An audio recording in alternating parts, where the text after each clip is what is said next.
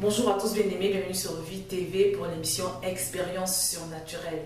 Bien-aimé, je voudrais te dire aujourd'hui que tu as la vie qui correspond à ton état de cœur. Et moi également, j'ai la vie qui correspond à mon état de cœur. Pourquoi je le dis, bien-aimé? C'est parce que simplement, le Seigneur m'a révélé, je parle de révélation parce que c'est un verset que je connaissais déjà, mais que je n'avais pas saisi. Je n'avais jamais vraiment discerné ce verset. Alors, ce verset se trouve dans Proverbe, chapitre 4. Et ce verset nous dit, veille sur ton cœur, car de lui viennent les sources de la vie.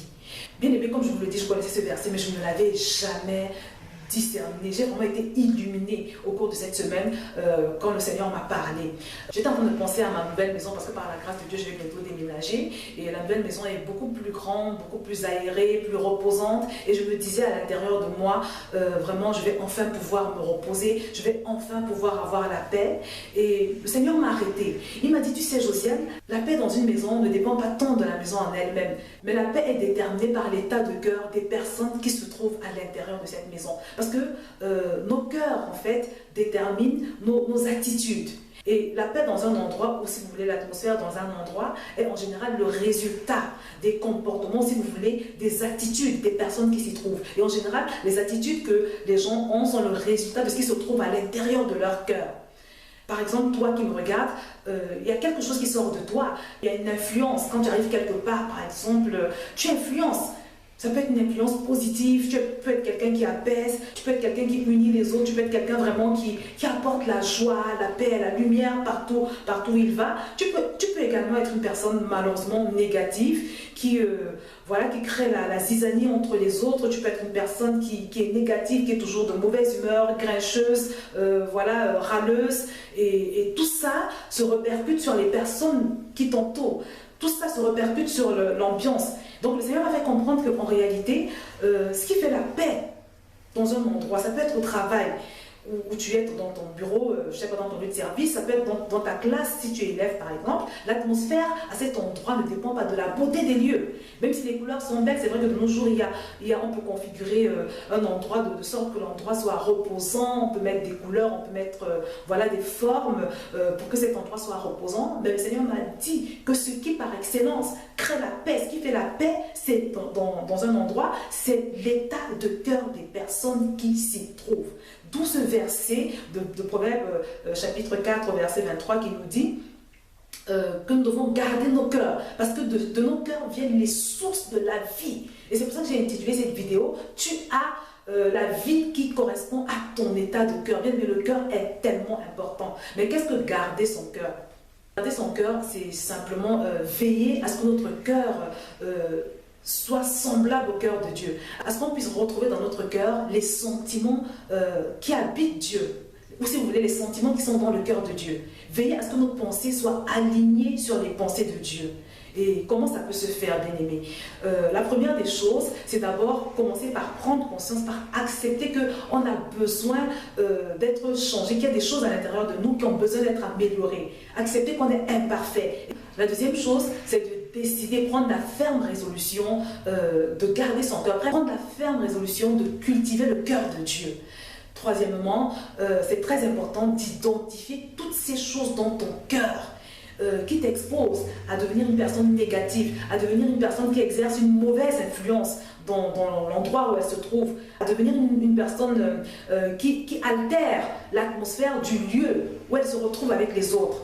Donc, identifier ces défauts. Moi, je te conseille, par exemple, de prendre une feuille, un papier et de noter toutes ces choses dans ton cœur, tous ces défauts que tu as déjà identifiés et, bien évidemment, à décider de travailler dessus chaque jour. La quatrième chose, c'est de prier et de jeûner. Parce que la façon la plus efficace et authentique et même définitive de vaincre ces défauts, c'est par la prière et le jeûne. Ce que tu dois faire également, c'est te frotter à tout ce qui peut t'aider à améliorer ton caractère. C'est-à-dire lire, observer, écouter, regarder des choses qui vont t'aider à changer ton cœur, qui vont t'aider à avoir le cœur de Dieu, qui vont t'aider à véritablement être cette personne de qui des choses positives vont sortir parce que ton cœur aura été transformé. L'autre chose à faire, c'est de faire un check-up régulier.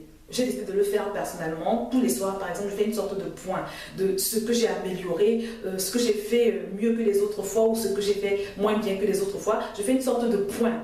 Donc, c'est examiner souvent comme la parole de Dieu nous le recommande, pour savoir quelles sont les améliorations qui ont été faites. Est-ce que les gens autour de nous trouvent qu'on est beaucoup moins colérique, qu'on est par exemple beaucoup plus posé, beaucoup plus calme. Faire le point souvent. Parce que quand on ne fait pas le point, on ne peut pas savoir si on avance, si on fait du surplace, ou on ne peut pas savoir quelles sont les évolutions qui se passent. On ne peut pas savoir si on est en train de s'enfoncer, si on est en train de rétrograder. C'est très important de s'examiner souvent. Je suis sûre que tu veilles sur l'état de ton frigo, tu vérifies qu'il y a tout ce qu'il faut, que rien ne manque. Sur l'état de tes placards, tu vérifies qu'il y a tout ce qu'il faut. Je suis sûre que tu veilles également sur l'état de ton compte en banque, tu vérifies que tout est OK. De la même façon, bien aimé, tu dois également veiller sur l'état de ton cœur. Notre cœur, c'est vraiment notre vie. Ne délaissons pas notre cœur pour accorder la priorité à toutes ces autres choses. La septième chose à faire, bien aimé, c'est de te trouver un exemple, un modèle, quelqu'un en qui tu vois véritablement le caractère de Dieu. J'avais déjà pris l'exemple de ce livre que j'ai acheté qui s'intitule « Que ferait Jésus à ma place ?» et qui m'a poussé à avoir l'attitude de toujours me demander face à un dilemme ce que Jésus ferait à ma place. Donc pour cela, c'est très important que tu connaisses un peu Jésus, comment il réagissait dans la Bible. Ceci va t'obliger bien évidemment à lire et à méditer ta parole, à observer Jésus dans le Nouveau Testament pour voir comment il réagissait devant les circonstances, quels étaient ses réflexes. Donc c'est très important, je te recommande particulièrement le modèle de Jésus. Donc voilà pour aujourd'hui quelques pistes pour commencer à travailler sur son cœur, pour commencer à veiller sur ton cœur. À la grâce de Dieu, on va étudier ce sujet dans le détail pour les jours qui viennent. Mais déjà, je voudrais te dire que si tu as été blessé dans le passé, parce que quand on parle de l'état de cœur des gens et de l'influence que les gens ont sur les autres, il y a une catégorie de personnes qui est très exposée. C'est les gens qui ont eu des expériences douloureuses. Peut-être tu as été blessé, peut-être tu as été affecté par une chose difficile que tu as vécue. De telles personnes ont tendance souvent à être aigries.